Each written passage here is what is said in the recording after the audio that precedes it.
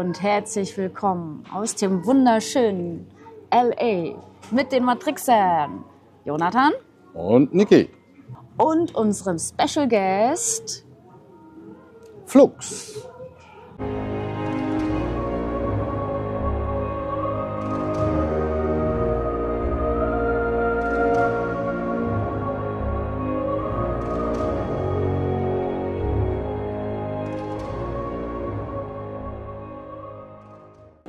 Ja, viele von euch hatten ja wieder geschrieben und gesagt, ja, macht doch noch ein Video über Flux und zum Beispiel über das Thema die Galaktische Föderation. Das fasziniert ja echt viele von uns und von euch. Und ja, da haben wir gedacht, wir machen heute ein Thema von der Galaktischen Föderation.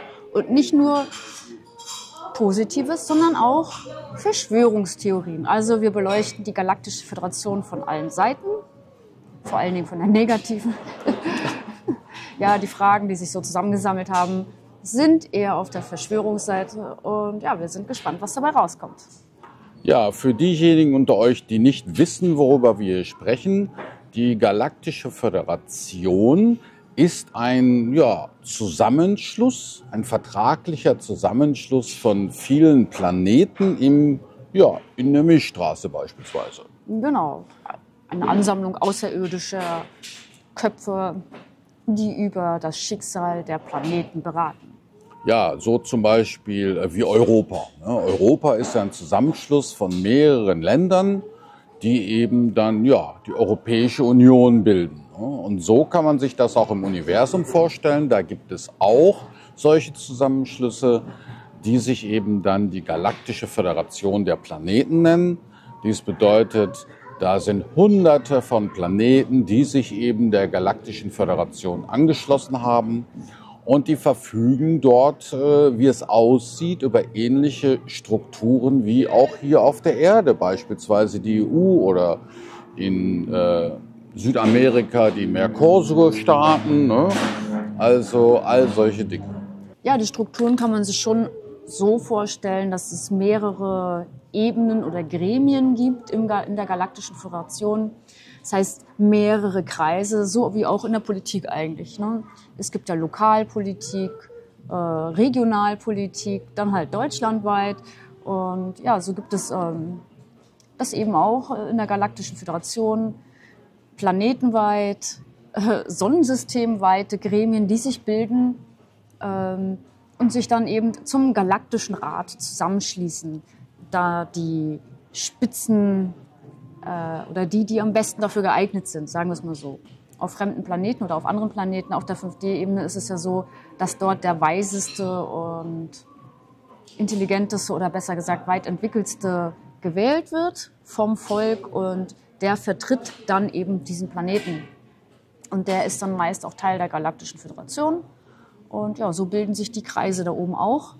Und wie weit die hochgehen, diese Kreise, wissen wir nicht. Jedenfalls denken wir auch, dass nicht jeder Kreis der Galaktischen Föderation nur Positives im Sinne hat. Aber die meisten denke ich eigentlich schon. Ja, also ähnlich wie auf der Erde. Nur auf der Erde werden ja oft die schlechtesten Politiker gewählt, ne, die am leichtesten auch zu beeinflussen sind und zu nutzen sind, ne, beispielsweise vom Deep State oder anderen Organisationen oder Agenturen.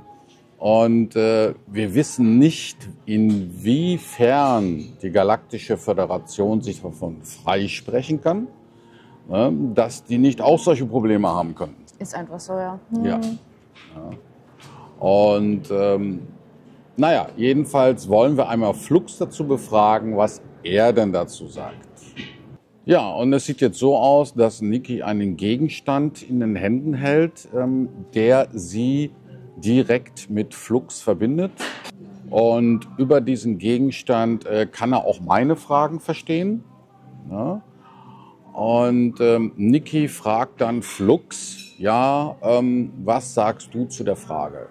Und bei Flux handelt es sich eben um einen Zusammenschluss von über 4 Milliarden Seelen, die sozusagen eine Gruppenseele bilden.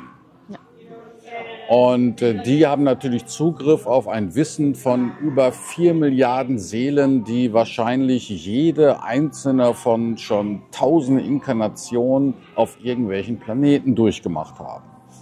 Und da haben wir es natürlich mit einem gigantischen Wissen, mit einer gigantischen Datenbank von Wissen zu tun, das wir hier auf der Erde so gar nicht kennen. Daher ist für uns auch der Kontakt zur Flux wesentlich authentischer als beispielsweise ja, die Datenbank, die es so auf der Erde gibt oder wie die Akasha-Chronik oder dergleichen. Ne? Und aus dem Grund haben wir natürlich immer wieder Kontakt zu Flux. Ja, Niki, Ja, hast du denn Flux gerufen? noch nicht. Moment. Ach so, okay. Niki ruft jetzt den Flux herbei. 1, 2, 3, Flux, komm herbei. Nein, Scherz.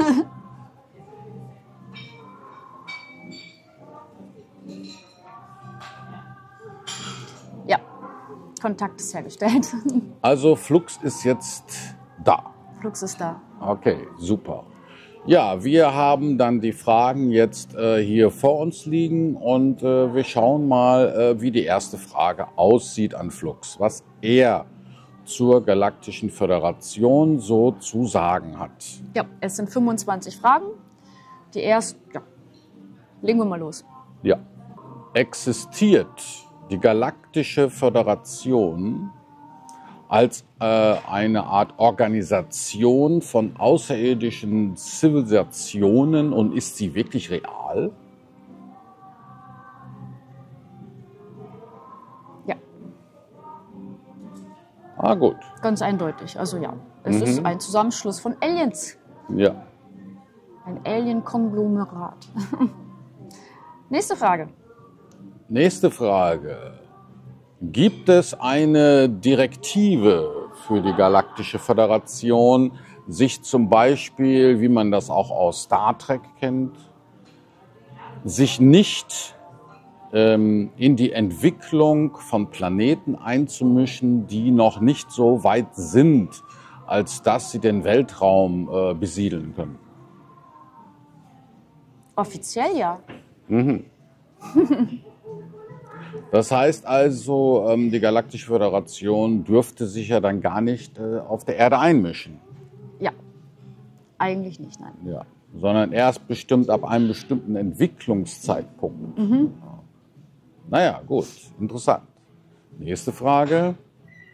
Arbeitet denn die Galaktische Föderation in irgendeiner Form mit der Regierung oder den Regierungen auf der Erde zusammen?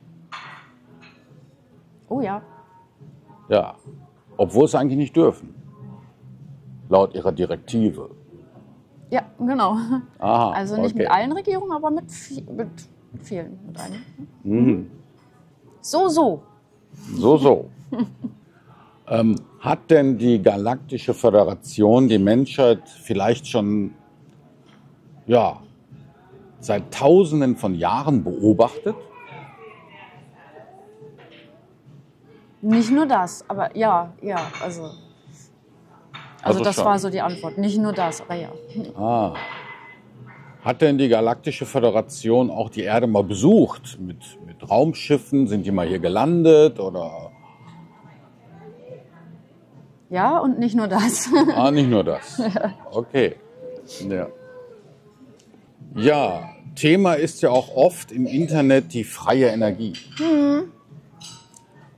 Würde Flux sagen, dass die Galaktische Föderation die Entdeckung oder die Nutzung freier Energien auf der Erde unterdrückt? Oh ja. Aha. Also die Galaktische Föderation, wie Flux sagt,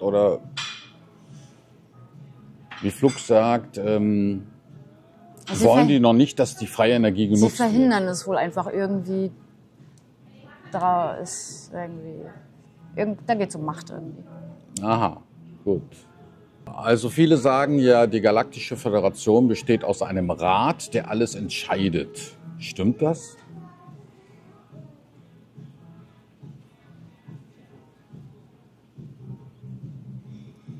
Ja, aber das ist zu einfach. Es gibt mehrere Räte und das ist eher hierarchisch aufgebaut. Und wenn die unteren 3 Räte eine Entscheidung getroffen haben, dann gibt es dann die oberen und dann den oberen und die entscheiden über die Entscheidung und irgendwie sowas in die Richtung. Ah, ja. So würde ich das jetzt interpretieren zumindest. Gibt es denn auch in diesen Räten, ja, vielleicht dunkle oder negative Absichten oder dunkle Kräfte, die sich da irgendwie eingemischt haben, die das infiltriert haben? Oh ja. Aha. Das heißt, auch die Galaktische Föderation ist nicht frei von kabalischen Einflüssen, sage ich mal. Ich würde eher sagen, das sind die Kabale. Wurde denn die Menschheit in der Geschichte der Erde von der Galaktischen Föderation auch genetisch manipuliert? Oh ja, das kam sofort rein, ja. Kontrolliert denn die Galaktische Föderation so geheime Weltraumprogramme wie das Secret Space Programm oder das Solar Warden Programm? Wurden sogar davon initiiert. Das sind also die Drahtzieher, Okay. kann man so sagen. Hat denn die Galaktische Föderation auch Kontakt zu den Illuminaten oder zu den Kabalen oder zu anderen Geheimgesellschaften auf der Erde? Da hat Flux auch nicht lange überlegt. Jedenfalls kam ein direktes Ja. Aha, okay. Es wird ja behauptet, dass die Galaktische Föderation in der Antarktis eine eigene Station hat oder eine eigene Basis. Stimmt das? Ja, Ja? Okay. Die fliegen da also ein und aus, so nach Lust und Laune. ja. Und ich frage mich gerade, gehört der Planet Erde der Galaktischen Föderation? Oder ist das deren Hoheitsgebiet sozusagen? Ah ja, auch interessante Frage, ja. Nee. Aha. Also der Planet Erde gehört nicht der Galaktischen Föderation per se. Ach so. Nee, tatsächlich nicht. Oh, dachte Oh. jetzt, aber die haben wohl den meisten Einfluss auf die Erde. Ja, aber da ist noch eine andere Macht. Okay, interessant. Das ist eher zweigeteilt. Es ist nicht, dass die ich weiß nicht, wie das vor 10 oder 100 oder 1000 Jahren waren, aber im Moment ist es nicht mehr so. Jetzt bin ich aber auch überrascht. Okay, spannend. Ja. Ja, und die UFOs, die man öfter mal am Himmel sieht oder so, gehören die der Galaktischen Föderation? Teilweise. Teilweise. Okay. Ja.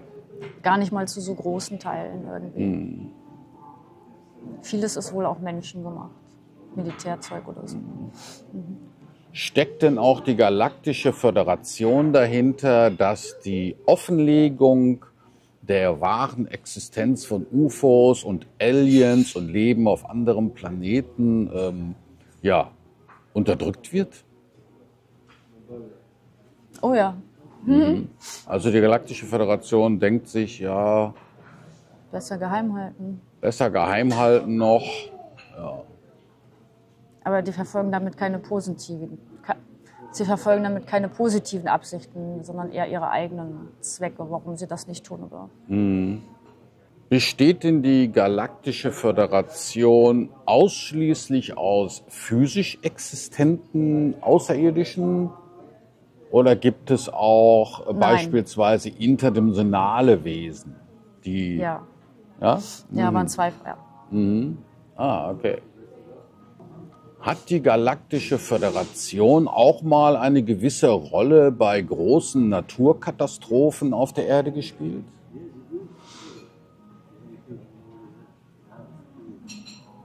Sekundär würde ich das jetzt interpretieren, die Antwort. Sekundär. Ich weiß nicht. Also ja, aber nicht so, ich weiß nicht. Ja, wenn man zum Beispiel jetzt an die Geschichte von Noah denkt, ne, der eben von einer Stimme dazu aufgefordert wurde, die Arche zu bauen mit genauen Maßangaben, wie die auszusehen hat, wie groß die sein soll und dass er da viele Tiere reinpacken soll, damit die sich wieder vermehren können und dergleichen. Die große Sintflut eben, die biblische Sintflut. Wer weiß. Ne? Wahrscheinlich eher im Sinne, Sie geben die Order und die ausführenden Organe hier unten auf der Erde produzieren es dann eben durch gewisse Technologien, die wir ja schon seit tausenden Jahren haben und nicht erst seit 10 oder 20. Ja. Ja, viele von euch kennen bestimmt Man in Black. Spätestens seit den Filmen, die es im Kino gab. Ne? Und viele sagen ja, die Men in Black existieren wirklich und deren Auftrag ist es ja, Zeugen, die UFOs gefilmt haben, die wirklich ganz klares Beweismaterial vorliegen haben, zu besuchen und denen das wegzunehmen. Ja, wir hatten ja auch schon Kontakt zu einigen, die Erfahrungen mit den Men in Black aus erster Hand hatten. Also so ist es nicht. Ja, hatten wir, genau. Ja, da stellt sich die Frage, werden die Men in Black von der Galaktischen Föderation geschickt, um die Zeugen zu beeinflussen und deren Beweise einzusammeln und deren Meinungen zu unterdrücken? Also die Men in Black sind eine Organisation der Galaktischen Föderation. So würde ich jetzt sagen. Also die Antwort ist irgendwie ja. Und das ist so die Info dazu.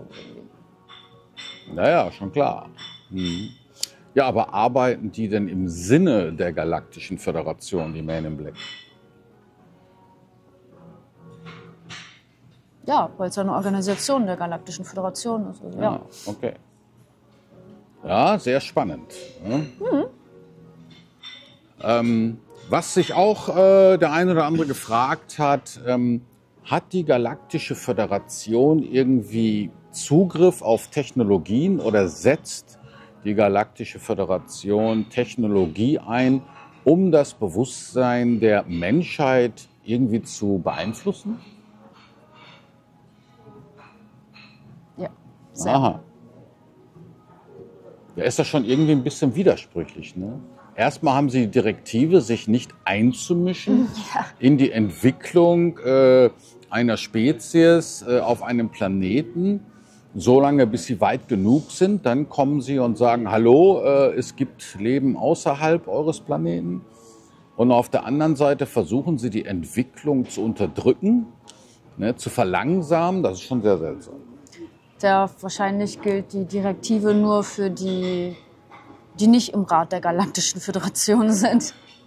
Ja, also ich denke auch, dass die Galaktische Föderation eigentlich eine gute Sache ist. Theoretisch. Und dass eben viele Planeten, die sich der Galaktischen Föderation angeschlossen haben, auch Gutes im Sinn haben und gute Leute sind. Aber wie immer ist es ja auch genau wie auf der Erde, ne? Die Bürger sind eigentlich meistens immer gut drauf und haben Gutes im Sinn und wollen auch nur eine positive Zukunft gestalten. Aber die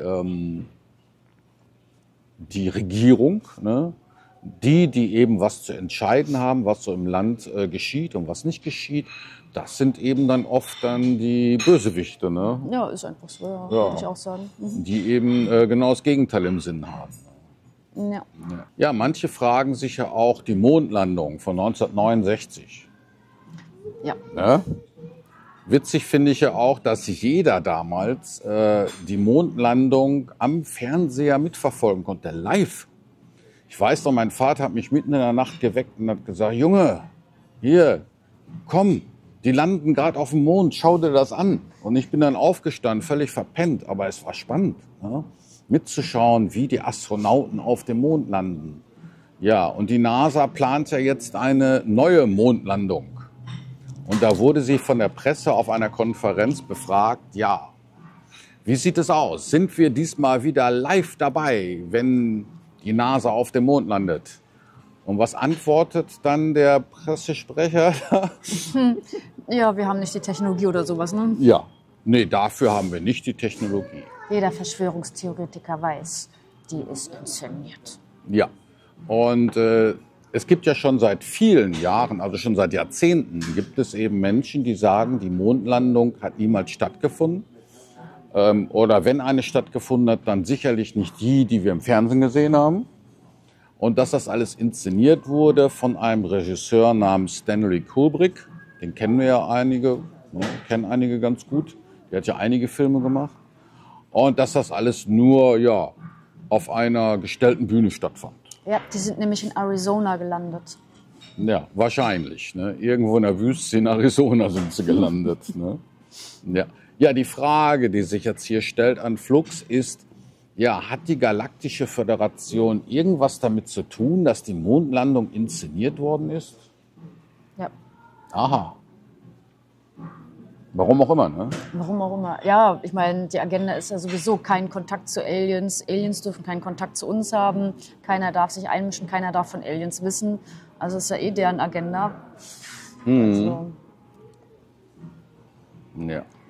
damit wahrscheinlich wäre ein Schritt in Richtung, wir sind wirklich auf dem Mond gelandet. Ja. Naja, klar. Ja, gibt es denn auch eine außerirdische Macht, sag ich mal, die auch vielleicht einen Zusammenschluss von mehreren Planeten hat, die der Galaktischen Föderation gegenüber feindlich eingestellt sind? Oh ja. Gibt es Ja. auch. Also eine antigalaktische Föderation sozusagen. Ja. Ja, kann man ja auch verstehen, ne? Wenn die da alle so bestechlich sind in der Galaktischen Föderation, dass das nicht jeder so toll finden mag. Nee, also ob die jetzt auf unserer Seite sind oder überhaupt Interesse an dem Planeten Erde haben, weiß ich nicht. Aber jedenfalls gibt es Feinde der Galaktischen Föderation. Ja. Aha, interessant. Ja, hat denn die Galaktische Föderation vielleicht sogar eine Basis auf dem Mond? Ja. Ja? Ja, denke ich mal auch. Wäre Wahrscheinlich ja auch. gehört der Mond als Basis der Galaktischen Föderation. Inzwischen jedenfalls, ich weiß es nicht. Ja, ja, Aber klar. Mhm. nee, der Mond gehört per se nicht der Galaktischen Föderation. Aber Ja.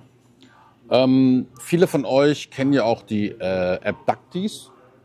Das sind die, die von Aliens entführt worden sind für irgendwelche DNA-Experimente beispielsweise. Und da hat natürlich sich jemand gefragt, ja, steckt hinter diesen Entführungen denn vielleicht auch die Galaktische Föderation?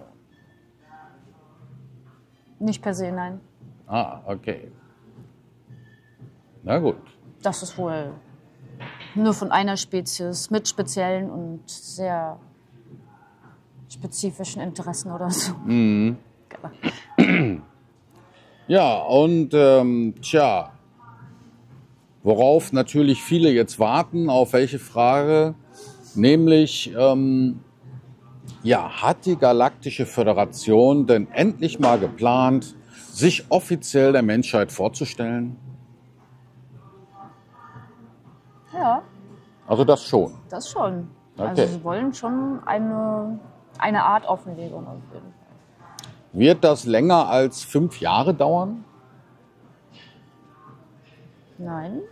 Ah, also innerhalb der nächsten 5 Jahre. Ja, aber ob sie dann gleich hier einen Alien vor den Fernseher schicken, das glaube ich nicht. Ja, wäre ja offiziell. Ja, ja, klar. Ich weiß es nicht natürlich, aber Ja, also offiziell wäre, dass die Aliens dann auch im Fernsehen vorgestellt werden. Ja? Und die sagen hier, ich komme vom Planeten Kruppel und na, ich glaube, das wird nicht passieren. Nee, also hab so ich, nicht. nee, es wird nur offiziell von allen Regierungen, glaube ich, bestätigt. Es gibt Aliens, vielleicht auch Fotos, aber jetzt nicht so, dass einer... Also ich habe gefragt, ob im Fernsehen ein Alien live sagen wird, hier, ich bin ein Alien. Also das, Ja. das so nicht, nein. Aber schon eine Art Offenlegung, das auf jeden Fall. Also mehr so eine indirekte offizielle Offenlegung. Ja, mit vielleicht. Fotos wahrscheinlich, schon mit Beweisen, Ja. aber jetzt nicht, ich bin ein Alien. Ja, das wäre doch mal was, Das wäre oder? mal richtig cool, ja, würde ich auch sagen. Das ist richtig, das wäre doch mal was. Okay, ja, Letzte 5 Fragen, ihr Lieben. die letzten 5 Fragen an Flux für heute. Etwas positiver. Ja, nicht so kritische Fragen, würde ich sagen. Ne? Weil es gibt ja auch die Netten in der Galaktischen Föderation, Ja, die auf darf jeden man ja Fall. nicht vergessen. Das ist auf der Erde genauso. Die Bürger sind meistens alle nett. Keiner von denen will Attentate machen oder irgendwelche Bomben legen und oder Präsidenten erschießen oder so. Das machen die Bürger eigentlich nicht. Das machen die Politiker alles unter sich. Ne? Weil die Menschen selbst wollen ja alle gar keinen Krieg. Nee, oder Gewalt oder sowas. Wer will das schon? Ne? Das machen alles die Politiker unter sich, die ja auch bei Kriegen nicht mit selbst an die Front gehen müssen. Ne? Ja. Ja. Ja, also mal ein paar konstruktivere Fragen. Unterstützt die Galaktische Föderation eigentlich die Menschheit dabei, ein höheres Bewusstsein zu erreichen?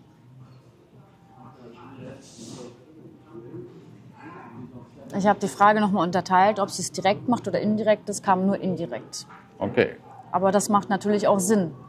Denn durch das, was wir alles auf der Erde vorfinden, klar, muss man an sich oder ja, an sich arbeiten und das Bewusstsein erhöhen. Klar, geht nicht anders. Ja, wie sieht es denn aus? Fördert denn die Galaktische Föderation auch den Frieden auf der Erde? Jedenfalls nicht die, die die Kontrolle über die Erde haben. Da kommt ein Nein. Nein. Ah, okay. Vielleicht sollten wir keine weiteren positiven Fragen stellen. Die werden wohl mit Nein beantwortet.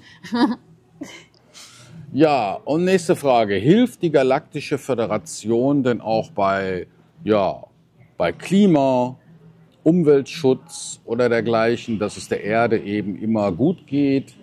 Hilft die dabei? Ein sehr klares Nein. Aha, okay. Na, die haben ja auch genug Planeten zur Verfügung. Und außerdem haben die ja ihre eigene Agenda. Die wollen es ja kühler haben. Also. Ja. Ja, und die nächste Frage. Teilt die Galaktische Föderation Wissen und auch Technologie mit, Mit den Menschen. mit den Menschen, damit sie eine bessere Lebensqualität erreichen? Wir sollten wirklich die positiven Fragen lassen. Nein, kommt auch ein Nein einfach. Aber die Galaktische Föderation teilt schon Technologie mit geheimen Regierungsprogrammen, denke ich mal. Ne? Ja. Das schon. Ja. Ja. Ja, und die letzte Frage. Ist die Galaktische Föderation hier, um beispielsweise die Menschheit in eine neue Ära und Einheit zu führen? Nee, auch wenn ich länger warte, es kommt halt einfach ein Nein. Das ist ja sehr schade. Es ist sehr schade, aber es ist einfach mal so. Also die Galaktische Föderation sind alles nette Leute, sind super drauf, aber von denen sie angeführt werden, die haben anscheinend andere Pläne. Ja, die das Sagen haben, ist halt immer so, ne?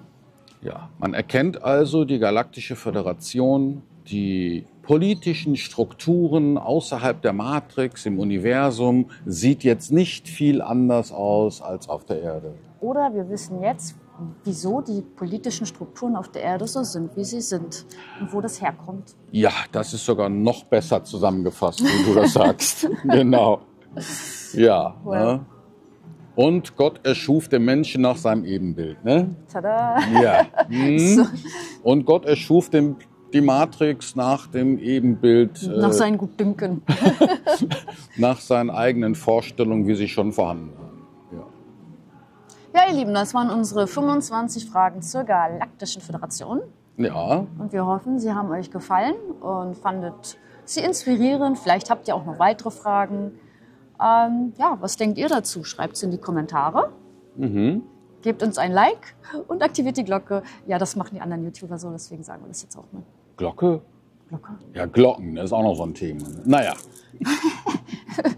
Anyway. Macht's gut. Ciao.